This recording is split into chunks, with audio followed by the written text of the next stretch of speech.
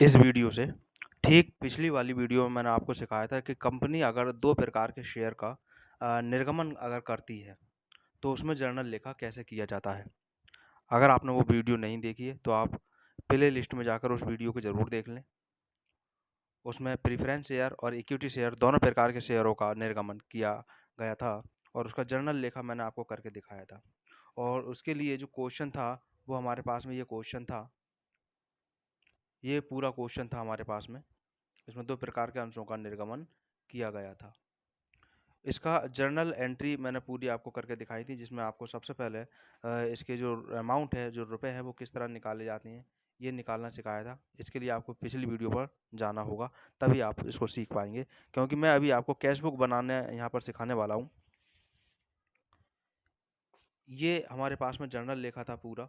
ये journal entry पूरी यहाँ पर करा कर के दिखाई थी ये।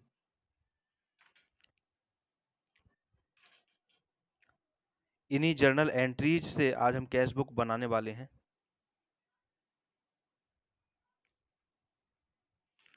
इसका जो शेष था जर्नल, वो हमारा दूसरे पेज पर था ये। तो इन्हीं से आज हम कैश बुक बनाने जा रहे हैं। तो कैश बुक बनाने के लिए सबसे पहले हमारे पास में क्या चाहिए? सबसे पहले हमें जर्नल चाहिए ये। अब जर्नल जो है हम वो इसको कैश बुक से बना रहे हैं, वो सॉरी, कैश बुक को जर्नल से बनाएंगे। ये जर्नल अगर हमारे पास बना हुआ है तो हमें किसी तरह की कोई प्रॉब्लम नहीं होगी। देखें, हमें जो बनाना है, ये कॉलम हमारे पास में दे रखे हैं कैश बुक के, और इसमें आप देख सकते हैं क्लियर यहाँ पर लिखा हुआ है cash book only bank column. यहाँ पर जो ये कॉलम है, आप इसको बैंक कॉलम का मान करके चलें। फॉर्मेट हमारे पास में यहाँ तक ये आधा है, यहाँ से बाईं तरफ को ये पूरा डेबिट पक्ष है, और यहाँ से दाईं तरफ को ये पूरा क्रेडिट पक्ष है। फॉर्मेट हमारे पास में तैयार है। अगर चाहें तो आप यहाँ पर एलएफ का कॉलम भी यहाँ पर बना सकते हैं जगह के अनुसार। तो सबसे पहले हमें देखना है, ये हमारे पास में हर लेन देन में जो भी लेन देन हुए हैं, उन लेन देन में बैंक वाला कॉलम हमें देखना है। और बैंक कॉलम को हमें ये देख करके ये क्लियर करना है, बैंक अगर डेबिट है, हालांकि इसमें सभी जगह बैंक डेबिट होती है, तो इससे ये तय होता है कि बैंक जो है हमारा डेबिट है, और कैश बुक में भी उसको डेबिट पक्ष में लिखा जाएगा। तो जैसा आप यहाँ पर देख सकते हैं, आपको यहाँ दिखाई दे रहा बैंक अकाउंट यहाँ डेबिट है, तो डेबिट पक्ष में ही लिखा जाएगा। हालांकि यहाँ डेट नहीं दी गई थी, तो डेट हमें लिखने की आवश्यकता नहीं है। अगर हाँ, आवाज़ कम आ रही हो, तो आवाज़ के लिए आप ईयरफोन या हेडफोन का यूज ज़रूर करें। तो सबसे पहले हमें यहाँ पर लिखना है डेबिट पक्ष में 2। हमने यहाँ से देख लिया कि बैंक अकाउंट डेबिट है, लेकिन बैंक अकाउंट को यहाँ नहीं लिखना है। इसके अंदर हमें लिखना है इसके अपोजिट, और इसका अपोजिट यानी डेबिट, डेबिट का अपोजिट क्रेडिट होगा। तो क्रेडिट में दोनों चीज़ें यहाँ लिखी हुई हैं, इन दोनों चीज़ों को यहाँ पर लिख लिया जाएगा। सबसे पहले लिखा है 6% प्रीफरेंस, शॉर्ट में यहाँ पर लिख दिया है preference share application account. Application को भी यहाँ पर शॉर्ट में लिख रहे हैं एप्लीकेशन अकाउंट। दूसरा इसके साथ अपोजिट और लिखा हुआ था इक्विटी शेयर का, उसको भी हम लिखेंगे to equity share application account. अब इनके सामने जो जो अमाउंट लिखा था, उस अमाउंट को उठा करके लिख देंगे 45,000 और 80,000। तो इसी तरह से जैसे लिखा था वैसे ही लिख देंगे।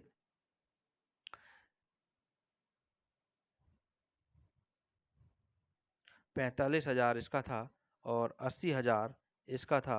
ये 80,000 को इस तरह यहाँ पर लिख दिया गया।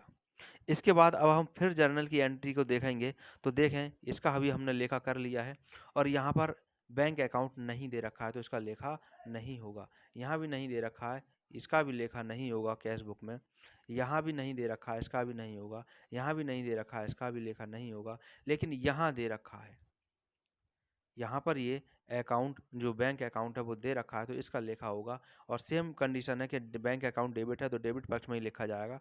और अपोजिट जो लिखा है, जो यहाँ लिखा है वही चीज़ उठा करके लिख देंगे 6% प्रेफरेंस शेयर अलॉटमेंट और इक्विटी शेयर अलॉटमेंट अकाउंट। और जो इनके सामने रुपए लिखे हैं वही लिखे जाएंगे 75,000 और 80,000, 75 और 80,000। तो इसका मैं यहाँ पर लेखा कर रहा हूँ, ये आपने देख ही लिया है। 6% प्रीफरेंस शेयर, अब ये अलॉटमेंट की धनराशि थी, तो अलॉटमेंट अकाउंट यहाँ लिख दिया गया है, और to equity share allotment account, और जो इनके रुपए थे वो रुपए हमारे पास थे, जैसे जैसे रुपए थे वैसे लिख दिया जाएगा। यहाँ था 75,000 रुपये इसका, और इसका था 80,000 रुपये, तो वो जैसे जैसे रुपए जर्नल में था लिखा हुआ वैसे ही लिख दिया गया। इससे आगे की फिर हमें देखना है कि आखिर इससे आगे क्या था, तो उससे आगे का जर्नल हमारे पास में यहाँ ये बना हुआ है, और यहाँ पर बैंक अकाउंट नहीं है, इसमें भी नहीं है, यहाँ पर बैंक अकाउंट दे रखा है। अब इसको हमें लिखना है, तो बैंक अकाउंट डेबिट है, डेबिट में लिखा जाएगा कैश बुक में, लेकिन इसका अपोजिट जो है वही लिखा जाएगा, प्रेफरेंस शेयर फर्स्ट कॉल और equity share first call account. जो रुपए हैं वो रुपए इसके लिख दिए जाएंगे। तो यहाँ पर मैं यहाँ पर इसको लिख रहा हूँ, to 6% preference share first call account, और इसी तरह से to equity share first call account. इसके जो रुपए थे वो रुपए हम यहाँ पर लिख देंगे, और इसके जो रुपए थे वो थे हमारे पास 90,000 रुपये, और इक्विटी शेयर फर्स्ट कॉल के जो रुपए थे वो थे 1,20,000 रुपये। इस तरह से हमारे पास में ये पूरा लेखा हो चुका है, क्योंकि फाइनल कॉल की इसमें मांग नहीं की गई थी। अब हमें क्या करना है, हमें करना है इनका टोटल। तो इनका जो टोटल है वो हम टोटल यहाँ पर पूरा कर लेंगे, और टोटल के लिए देखें हम टोटल यहाँ कर रहे हैं। अंक के नीचे अंक लिखा जाना चाहिए, जिससे टोटल करने में आसानी रहेगी। जीरो का हमारे पास ये जीरो रहेगा, जीरो का जीरो है, जीरो 5 5 10 का जीरो हासिल यहाँ पर एक बन जाता है, 5 8 13, 13 7 20, 8 28, 28 और 9 37, 37 और 2 39, हासिल 3 बचता, 3 और 1 4। ये हमारे पास 4,90,000 यहाँ पर अमाउंट इसका हो रहा है, कैश बुक का बैलेंस।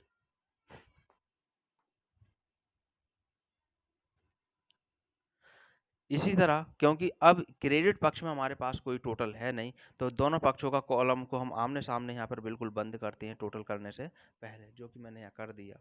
और जो टोटल यहाँ था वही टोटल उठा करके हम क्रेडिट पक्ष में लिख देंगे, 4,90,000 रुपये।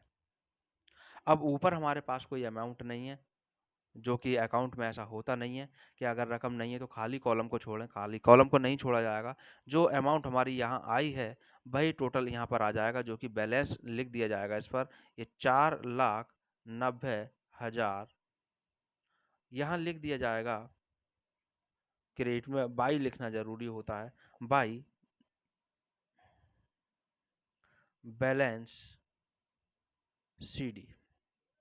इस तरह से हमारे पास कैश बुक बन करके तैयार हो चुकी है, और इसको हम पूरे को अमाउंट को पूरे कॉलम को अब यहाँ पर बंद कर देते हैं।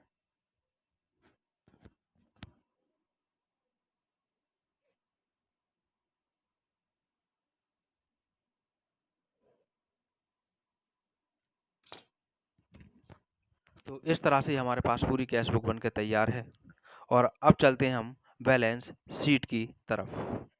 इसी का अब हम बैलेंस शीट बनाएंगे और उसको बनाना सिखाएंगे। जैसा आप यहाँ पर अब देख सकते हैं कि बैलेंस शीट का यहाँ पर हमारे पास फॉर्मेट तैयार है, और जो इसका कॉलम्स होते हैं वो लायबिलिटीज, अमाउंट, एसेट्स और अमाउंट। इस तरह से हमारे पास कॉलम यहाँ तैयार है। अब हमें लिखना है लायबिलिटीज में, हमें लिखना है क्योंकि सारा कुछ ये लायबिलिटीज बन जाती है, दायित्व बन जाता है, इसको दायित्व और इसको संपत्ति यहाँ पर कहा जाता है। लेकिन इसको शुरुआत करने से पहले हमें एक बार फिर से क्वेश्चन की तरफ को चलना होगा। ये क्वेश्चन हमें एक बार पूरा देखना है, इसमें पढ़ना है और इसको समझना है। यहाँ पर दो प्रकार के शेयर हैं, तो दोनों प्रकार के शेयर्स के बारे में मालूम होना चाहिए आखिर वो थे कितने। सबसे पहले हमें देखना होता है कि कंपनी के पास ऑथोराइज्ड कैपिटल यानी पंजीकृत पूंजी कितनी थी, फिर उसमें से कितनी पूंजी का निर्गमन किया गया है, फिर उससे कितनी धनराशि प्राप्त हुई है। इन 3 चीज़ों को हमें देखना होता है। तो इसको हम शुरू करते हैं। सबसे पहले इसके लिए हम क्या करते हैं, सबसे पहले यहाँ पर हम ऑथोराइज्ड कैपिटल को ही यहाँ पर लिखेंगे, जिसको बोला जाता है पंजीकृत, अधिकृत या निर्गमित अंकित पूंजी। तो ऑथोराइज्ड कैपिटल इसको इंग्लिश में बोला जाता है। हम यहाँ पे एक हेडिंग यही डाले देते हैं सबसे पहले,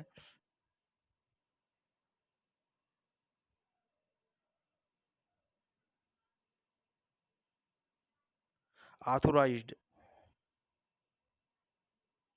कैपिटल। आवाज़ के लिए मैं कहूँगा, अगर आवाज़ नहीं आए तो आप ईयरफ़ोन या हेडफ़ोन का यूज़ ज़रूर करें। ये हमने यहाँ पर एक हेडिंग बनाया है और ये बनाया है ऑथोराइज्ड कैपिटल। इसमें हमें लिखना है कि कितनी-कितनी पूँजी इनके पास में थी। तो इस क्वेश्चन में जो पूँजी थी, वो पूँजी थी प्रेफ़रेंस शेयर की कितनी थी, यानी इसमें जो प्रेफ़रेंस शेयर थी उनकी हमें संख्या लिख देनी है और वो संख्या यहाँ पर थी 5000 यानी 5000 और ये 6% प्रेफ़रेंस के थे, इसको मैंने ब्रैकेट में ले लिया है। इस पर 6% लाभांश लाभांश निर्धारित है। क्या है ये? Preference share. तो यहाँ पर प्रेफ़रेंस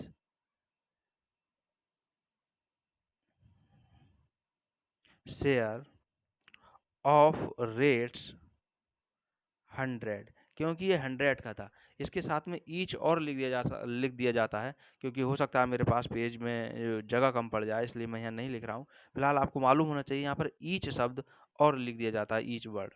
तो इस तरह से ये कितने की हो जाती है। इसी तरह दूसरा हमारे पास इसमें कंपनी में क्वेश्चन में जो दे रखा था, वो हम जब हिसाब लगाएँगे तो इसके पास 50,000 इक्विटी शेयर थे। Equity share of rates 10 each. यहाँ पर जगह बच रही है, मैं यहाँ पर लिख रहा हूँ 10 ईच। ईच यानी पर शेयर की जो कीमत है वो 10 रुपये है। इस तरह से जब हम इनकी को कैलकुलेट करेंगे तो ये हमारे पास इसको जो मल्टीप्लाई करके संख्या आएगी, वो संख्या आएगी 5 लाख रुपए। यानी प्रेफ़रेंस शेयर जो हैं वो 5 लाख रुपए के हैं और इक्विटी शेयर जो हैं वो भी 5 लाख रुपए के हैं। इनको यहाँ पर दर्शा दिया जाता है कि कंपनी के पास कुल कितनी पूँजी थी। सबसे पहले यहाँ पर कुल पूँजी कितनी थी वो यहाँ लिखा जाता है। कभी-कभी शेयर्स की संख्या नहीं दे रखी होती है, रुपए दे रखे होते हैं, तो एक शेयर के रुपए से कुल धनराशि को डिवाइड कर लेते हैं, संख्या निकल आती है। जैसे यहाँ पर 5000 और 50,000 है। अब इनको जोड़ देंगे तो ये धनराशि जो पूरी निकल कर के आएगी, तो इसको हम या तो इसको हम टोटल कर दें और टोटल अगर नहीं भी करें तो कोई फ़र्क नहीं पड़ेगा। लेकिन यहाँ पर कॉलम मैंने बना दिया, इसको हम टोटल कर देते हैं। ये 10 लाख रुपए की पूँजी इनके पास हो जाती है। इसके बाद फिर बात आती है कि इन्होंने आखिर निर्गमन जो किया है और अंशधारियों ने जो सब्सक्राइब जो किया है, वो कितना किया है। तो इसके लिए हम यहाँ पर एक हेडिंग एक और बना देते हैं, हेडलाइन, और जिसको नाम देते हैं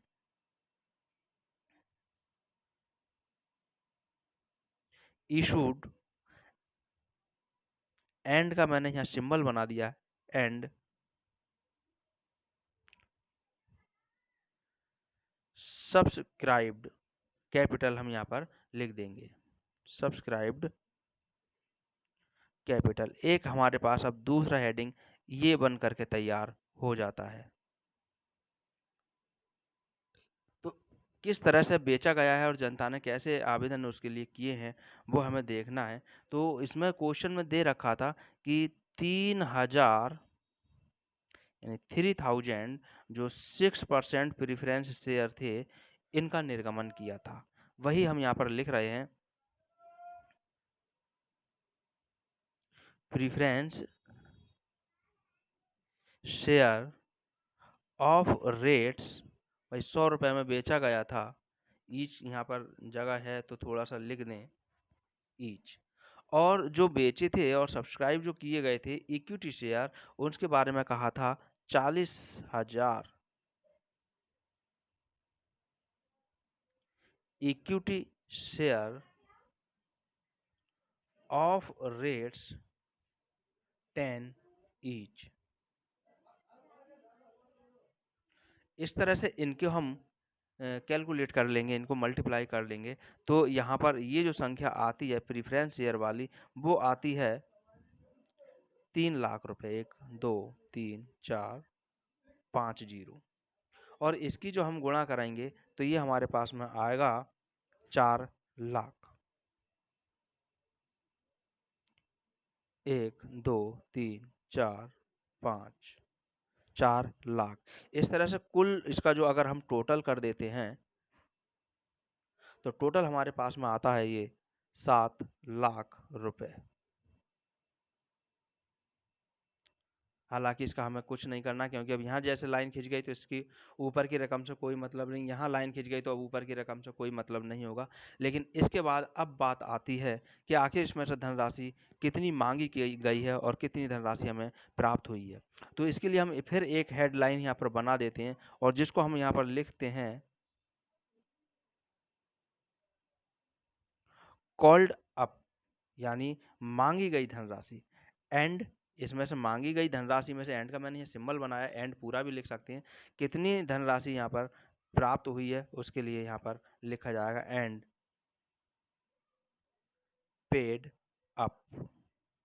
ये धनराशि, ये हमने यहाँ पर लाइन लिख दी है और इसके साथ में कैपिटल भी यहाँ पर लिख सकते हैं, capital.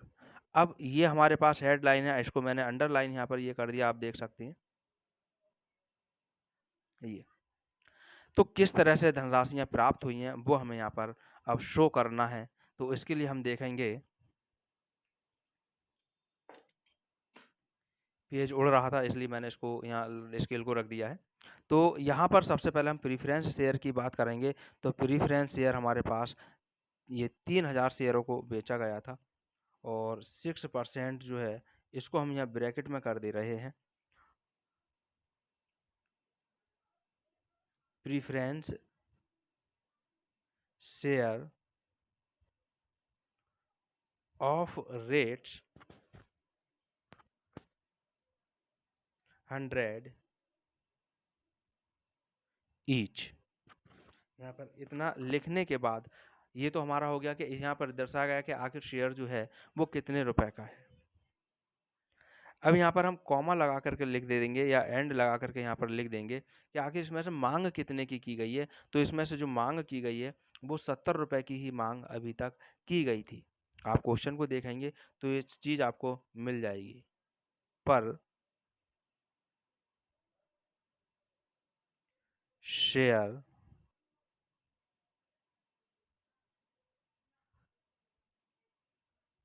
Called up and paid up. यहाँ पर पूरा जो 70 रुपए की मांग की गई है वो कॉल्ड अप हो गई और इसमें से भाई जिसकी मांग की गई है वो धनराशि प्राप्त हो गई है। तो इस तरह से अब यहाँ पर जो हम रुपए लिखेंगे वो हमारे पास रुपए लिखे जाएंगे 3000 की 70 से गुणा करने के बाद। तो 7 तियाँ 21 यानी 2,10,000 रुपए इसका आएगा। वो हम यहाँ लिख देंगे 2,10,000 रुपए। इसी तरह अब हम यहाँ पर देखेंगे जो इक्विटी शेयर है उसके बारे में। तो इक्विटी शेयर के बारे में हम यहाँ पर देखेंगे। इक्विटी शेयर जो कंपनी इशू कर रही थी वो इशू कर रही थी 40,000 40,000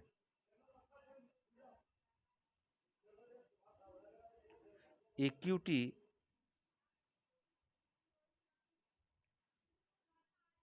शेयर ऑफ रेट्स, क्योंकि 10 रुपए का था, 10 रुपए पर ही इसको इशू किया जा रहा था। ईच कॉमा लगाकर अब हम देखेंगे कि इस पे मांग कितनी की जा चुकी है। तो क्वेश्चन को अगर हम देखेंगे तब उससे हमें पता चलेगा कि 7 रुपए की मांग की जा चुकी है। 7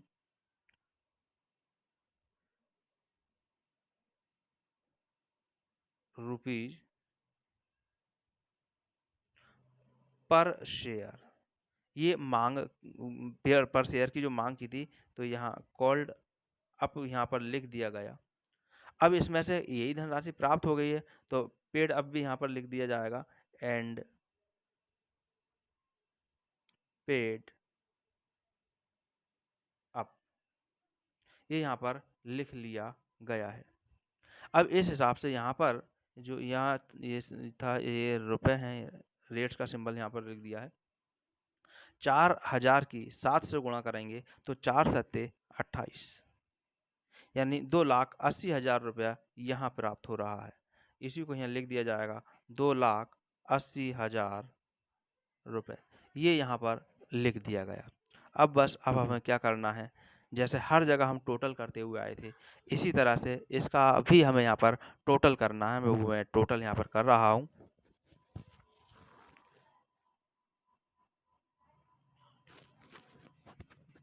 टोटल के लिए हमें अमाउंट के लिए दोनों पक्षों में कॉलम को बंद कर लेना है।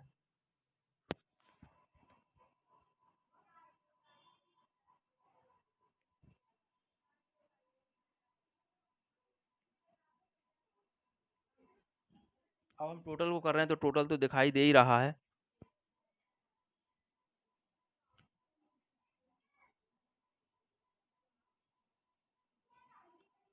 देख सकते हैं 4,90,000 रुपये आया है और यही 4,90,000 रुपये एसेट्स साइड में जाएगा।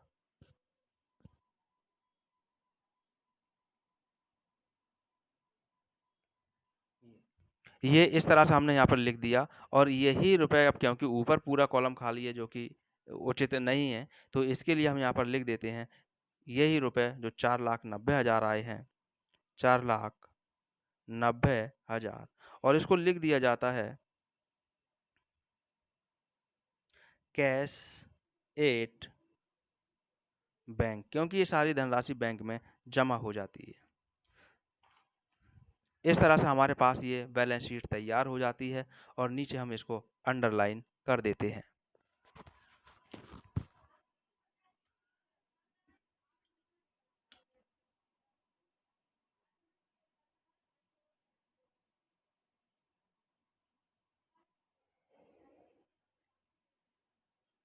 और जो लाइन अधूरी रह गई है उनको भी यहाँ पर पूरा कर दिया जाता है।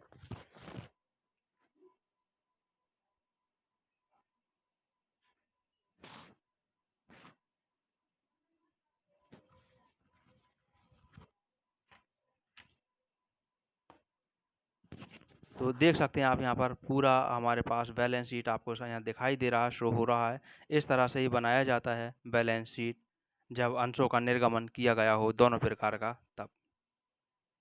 यहाँ चाहें तो हम नंबरिंग भी यहाँ कर सकते हैं, फर्स्ट सेकंड, इसी तरह यहाँ पर फर्स्ट सेकंड, यहाँ ये नंबरिंग भी हम यहाँ पर कर सकते हैं। तो सीखते रहिए, जुड़े रहिए मेरे साथ, और फिर हाजिर होंगे अगली वीडियो में किसी और जर्नल, कैश बुक और बैलेंस शीट के साथ में। वीडियो देखने के लिए बहुत बहुत धन्यवाद।